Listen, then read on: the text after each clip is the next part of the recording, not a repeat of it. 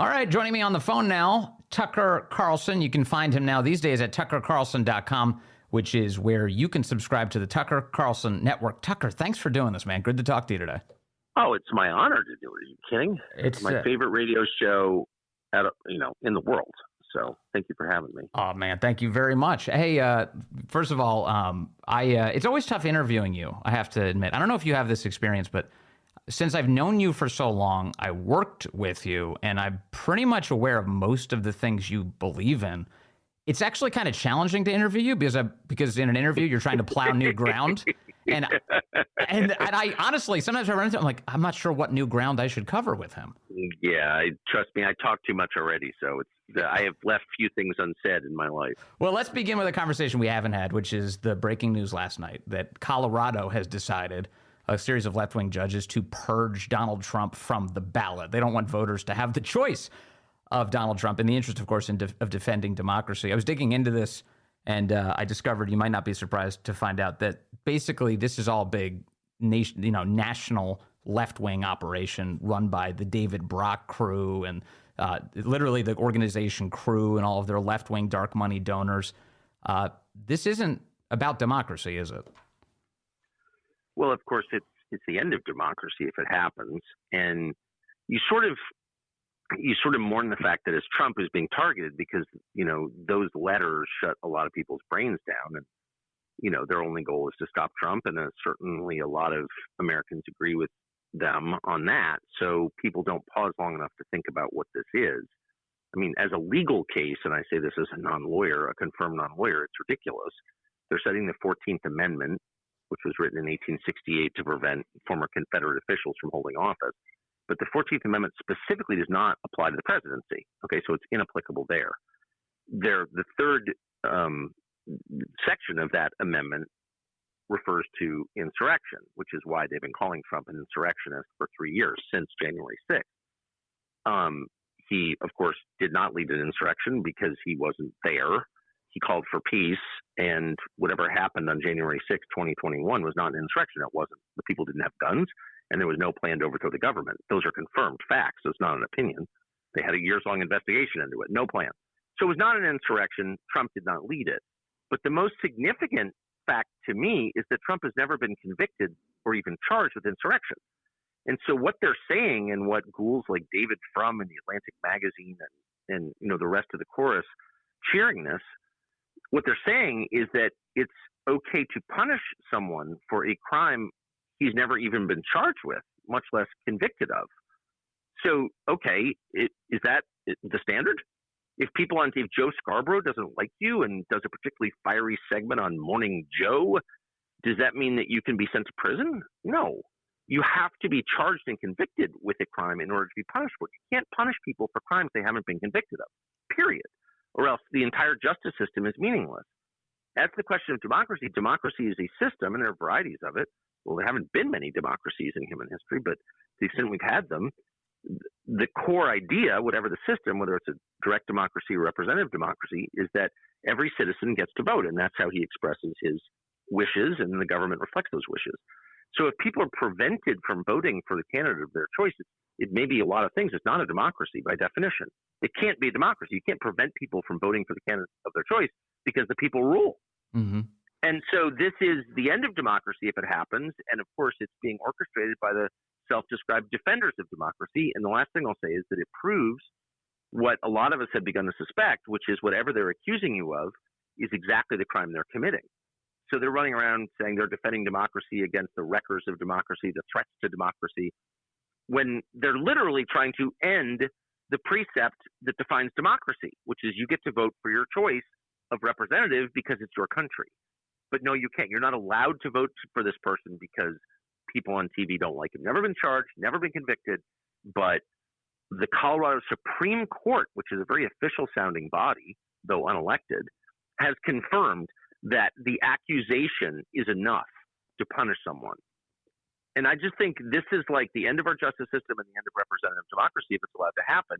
And I don't know why, with all the candidates, only Vivek Ramaswamy, who's never been a politician before, and Bobby Kennedy, who was a liberal Democrat until like a year ago, they're the only ones who've made this point. And everyone else is like kind of tepid The guy from Florida is like, well, it seems kind of wrong to me. The fat guy from New Jersey is like, I don't really know. The lady from South Carolina, the warlust person who's owned by Boeing, she's like, well, I'm not really sure. I mean, it's not about Trump. It's not about the 2024 election. Right. It's about the preservation of our core systems, which are the Justice Department and electoral democracy. Right. If you're wondering what the U.S. is, that's what it is. And it's also yet another test for Joe Biden, isn't it? Because if Biden truly believed in defending the integrity of the system, he'd condemn this today in public. He'd say, no, you don't do that. I'm going against this guy in an election, and I'll let the voters decide. Of course. No, you're absolutely right. I mean, it's a confirmation of a lot of things. One, that the ruling party will do literally anything, including shoot people. They murdered Ashley Babbitt and then celebrated it to hold power. They shot an unarmed woman who posed no threat.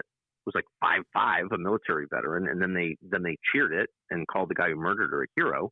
So that tells you their intent right there. It's to kill you, right? Obviously. And so that we know that, and we also know that all this talk about the uniparty and the deep state, it's all completely true. Because the Republican Party ought to recognize, no matter how much they hate Trump or love him, it doesn't matter. Trump doesn't matter. It's our country. Our country matters. Our lives matter. Our children's lives matter. The hope of having grandchildren and raising them in a country that resembles the one we grew up in, that matters. And no one is defending that. No one, except for people on the relative fringes like Bobby Kennedy and Vivek Ramaswamy. Why does it fall to them?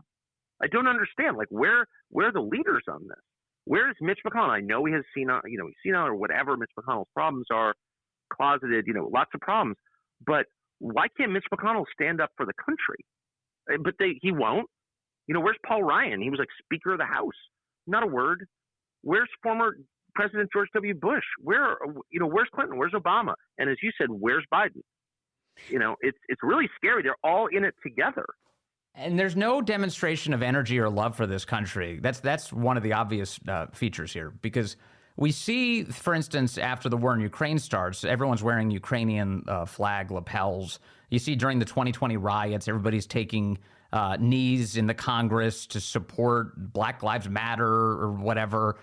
You see in the midst of what just happened in Israel, the horrific terror attack on Israel, that they're quick to go to sit down and watch a video of the terror attack to find out even more about what happened there. But I don't see any members of Congress putting together a big theater showing of the people who are being murdered and raped on our border, or the fentanyl that's crushing the country. All I want is just a handful of congressmen to wake up every morning obsessed with how they can fix this country. And they couldn't care less. And not only do they not care, they're intent on degrading it. But since you brought it up, consider the discrepancy between how criticism of this country is treated versus criticism of other countries. Yeah, I know firsthand that if you criticize Zelensky, our new Churchill, or by the way, if you criticize Churchill, who, like, in my view, wrecked his own country and is long dead anyway, you're attacked as some sort of fascist or whatever, or you're a bad person for criticizing foreign leaders. But, I like Israel. I'm not against Israel, but people who criticize the Israeli government were like, banned from their own job. They lost their jobs over it. Okay, fine. But what about people who attack America? We've had all these hearings about, people are being mean to a foreign country in college campuses. Really? They burn American flags all the time. They accuse this country of being inherently racist, of being founded on slavery, which is a lie. They accuse it of being, irredeemably immoral every day. And the entire college experience is based on attacking the United States, and that's fine. But criticizing a foreign government is so unacceptable. We have to end free speech. Like, how? But wake up. And by the way, I'm not, taking sides in any foreign conflict, by the way. I really don't have strong enough feelings to do that. I'm an American. I care about this country. And even making that statement, you're like some kind of bigot if you care about your own country. Well, I was born here, and my kids live here. And I just think we're not thinking about any of this correctly. Right. Well, in case you're wondering how quickly things have changed, it's not just me, it's not just you who's like, man, things have changed really quickly, because there was a Harvard-Harris poll that came out a week ago that asked respondents whether they think that white people are oppressors and that society should be structured around going after that problem. And every single age category thought that that was ridiculous, except 18 to 24. 79% of young people, 18 to 24 adults, think that white people are oppressors and that non-white people and people of certain groups have been oppressed, and as a result should be favored today at both universities and for employment. Well, you know why they think that? I'll tell you why. Because that age cohort is majority non-white. And this country will be majority non-white thanks to immigration and declining birth rate and life expectancy among the native population, and who are being replaced, of course. So we can argue whether that's a good thing or not, or whether we should be excited about it or not. But what's inarguable is that people who are coming to the United States, including in that cohort, are being taught when they get here that the whites who live here are evil. So you got to kind of wonder how that's going to work out in the end. If you arrive from, Ghana, Nigeria, Haiti, you come to this country, quote, for a better life, and the first thing you learn is the people who built the country hate you and are evil, and all of a sudden in 10 years you're the majority, what's going to happen to those people who have been identified as the devil and the root of all problems, including your personal problems? They're the reason. Like, I don't know, what happened in South Africa? I mean, the people, who literally built South Africa. South Africa had nuclear weapons. I mean, it was a real country, big manufacturing base, huge agricultural sector. It's all gone. And the people who built that are now hounded and murdered. I mean, that's real. And I mean, the numbers show it. There's lots of video of it. I mean, that actually happened. So we know that if you tell people that some group is evil, I think it happened in Europe like 80 years ago too. If you tell people that some group is evil, at some point that group's going to get hurt, physically hurt. And we're all sort of sitting by like, oh, I'm sure this will go away at some point. Or maybe I'm too embarrassed to say anything, but I don't want to be called a white supremacist. Well, I'll just speak for myself. I'm not a white supremacist, and I'm not a racist. And if I was, I'd say so. But I know that the principle never changes, which is if you identify a group as evil, that group's going to get hurt, especially if they're in the minority. So it's totally unacceptable that this is happening, and people should say that. But at a national level, it feels like too many people have internalized the lie. So you do look around and you wonder, like, why is there all this complacency? What's it going to take to get to the point where you say, I've had enough of this, right? I mean, yesterday, that decision to remove Trump from a ballot, to deprive voters of even having the option, I still think that may very well be the Julie Swetnick of election interference. It's just so ridiculous. You're like, there's no way that's true. There's no way you could possibly do that. But my fear is that people are still going to let this go and think, well, we'll let it all sort itself out. Yeah, because it's Trump. And so, like, the two principles people watching need to keep in mind are, one, precedent changes on the back of the least popular people in our society. The term that we often used to use is called scapegoat. You pick someone who's unpopular, you attack that person, you change the precedent based on your attack on that person. This is kind of the first that came for so-and-so principle, right, that we used to sort of widely recognize. So Trump is hated by half the country or a third of the country or whatever. A lot of people hate Trump. Particularly rich people and powerful people hate Trump for whatever reason, separate conversation, but that's a fact. And so you do it to Trump, and then everyone else wakes up and they're like, but no one will ever do that to me. Okay. Yeah, right. You freaking moron. Right. So that's the first thing to recognize.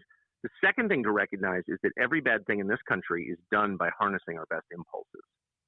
So when they want to do something really evil, they don't send, guys in tight uniforms to goose-step down your street. What they do is they convince the women in your household that doing this thing is compassionate. That's exactly what they do. Well, you have to take the vaccine. Well, I don't need the vaccine. I'm a healthy 26-year-old. But yeah, but there are grandparents nearby. And if you love old people, you'll do this. Okay. That's the most effective way to control people, is by harnessing their best instincts, or instincts for compassion and kindness. Well, you can't say anything about the dude on your girls' basketball team, because that would be cruel to dudes like that who want to pretend that they're girls. Okay, I'm not a cruel person.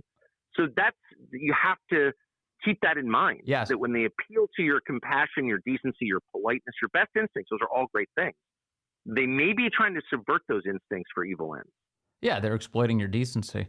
Yesterday, the always eloquent Kamala Harris was on MSNBC, and she was saying that this is about a fight for bodily autonomy. This is a fight for your freedom. This is a fight for you to be able to openly love whoever it is that you love. And I'm thinking, well, wait a second. You're the people who forced the jab into people's bodies.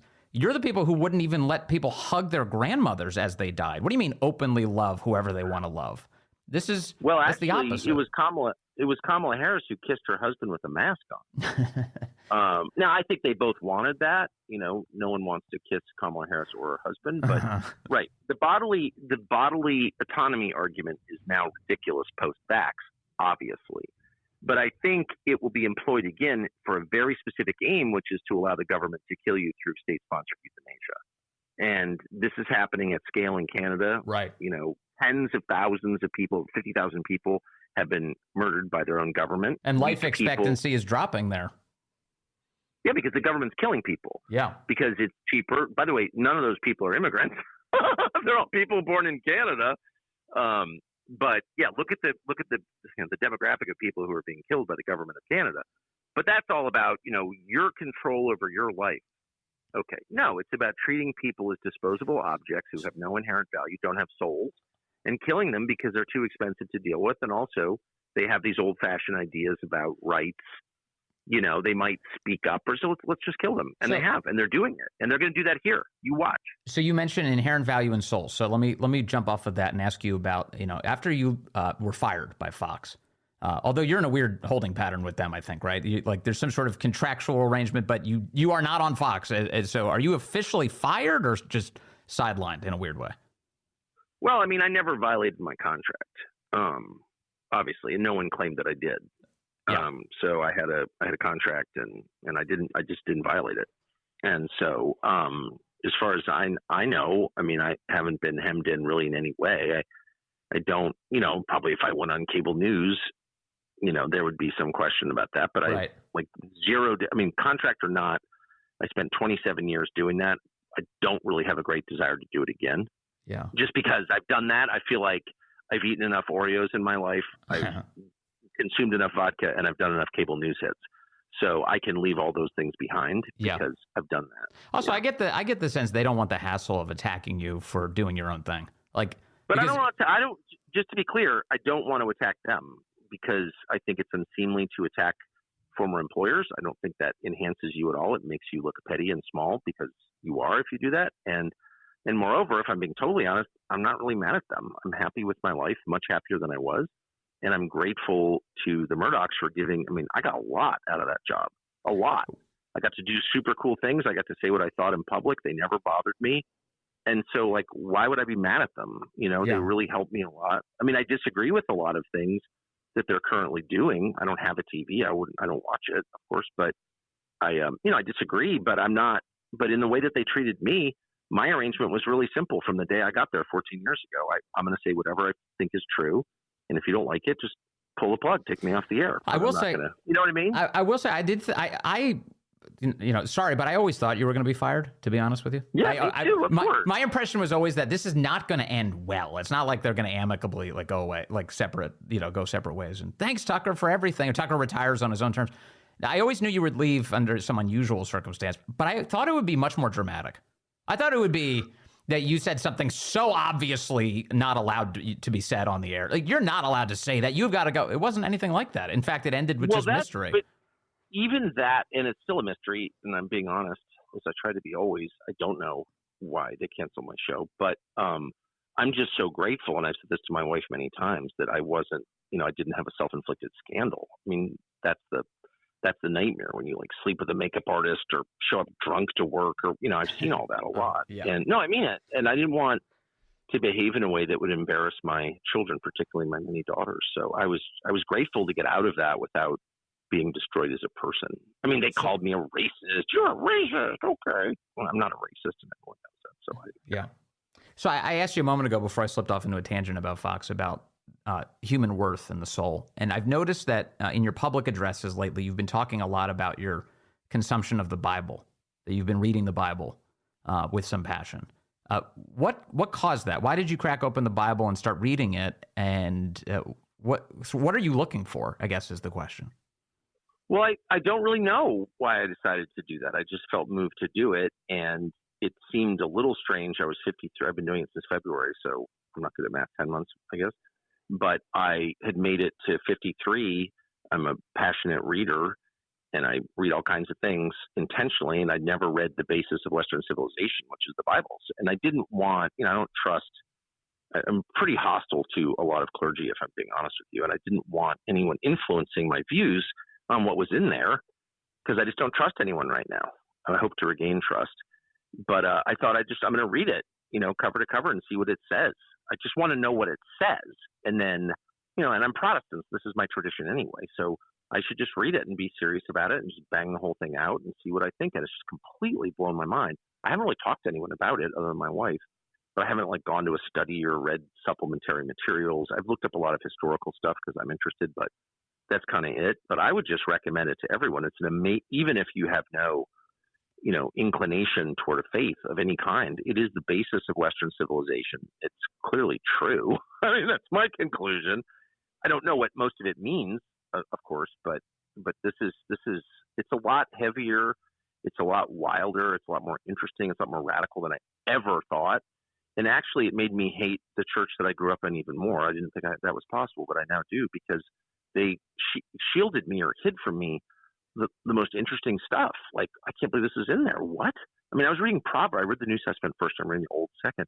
I was reading Proverbs this morning at like 6:30 with my dogs, and it's just completely blowing my mind. It's like, really? This is the most unbelievable. It's basically a series of most of it is like aphorisms, like bumper stickers, wise sayings that Solomon wrote to his son.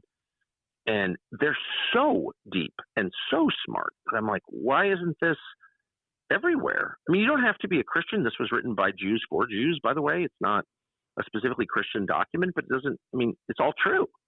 And why doesn't anyone read this? Why isn't this like held up? We have all these dumb business books by these self-help dorks. Just read Proverbs. That'll blow your mind. Yeah. That's my view. So, anyway. And I just have a hunch about this, and you can confirm it if it's real. But you talked to Jason Whitlock a lot on your show on Fox, and he would often frame things in terms of good and evil. And it would make a lot of sense. You'd hear it and you're like, that's it. It was almost it was like you can kind of instinctively be like, he's right. He's totally right. It's just the manifestation of evil. That's the only coherence between all of these crazy things that seem to be happening to our country. Was that a predicate to you cracking open the Bible, those conversations? I don't know, but I know that Whitlock changed my view on a lot of things. I mean, one of the weird rules that we have in the United States it's kind of cool, but black people get to talk about religion all they want and no one else does. I don't know why we have that rule, but we do. And Jason Whitlock is black, and he grew up in a culture where people talked about religion, and no one told him to stop, and I'm so grateful. And so Whitlock, the thing that blew my mind, he said something was demonic. And I was like, ooh, the hair on my arms went up. I mean, you can't use the word demonic. What does that even mean? I had no idea, but it really stuck with me. I'm not from a culture that talks like that at all. I'm from a culture where that's kind of frowned upon to talk like that. And I later learned that that's totally real.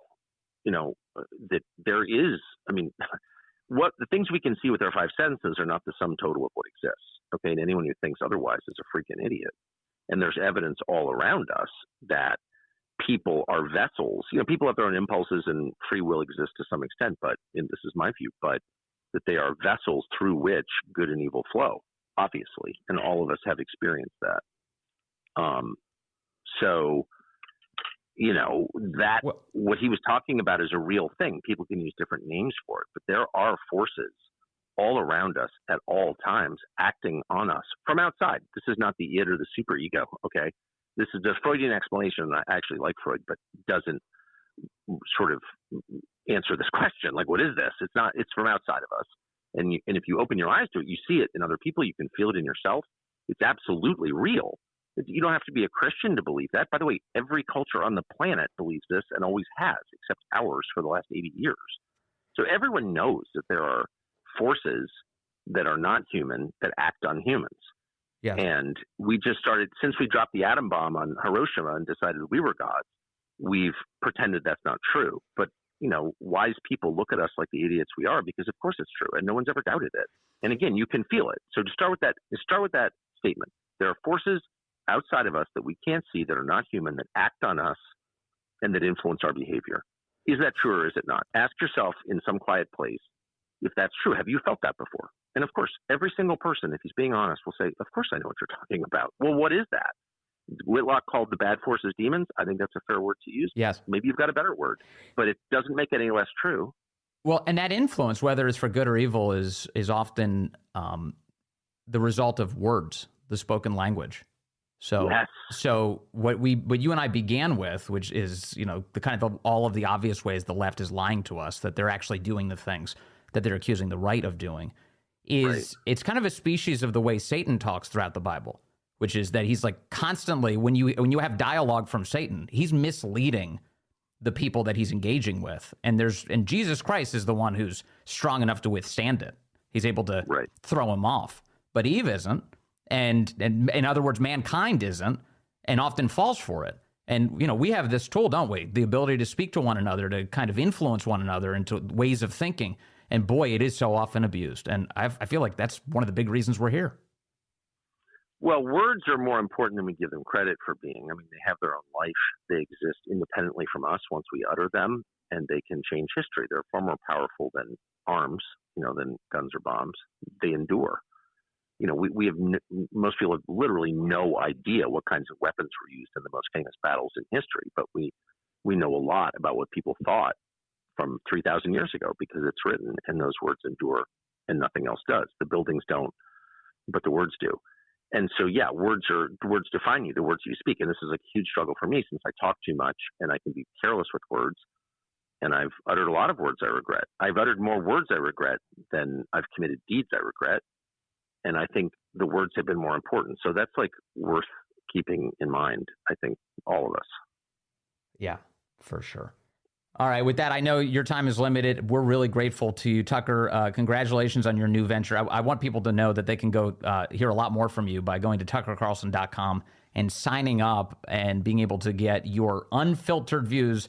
A guy who was always unfiltered, actually, but now in a even more liberated environment. Tucker, congrats on this, man. That's a big deal.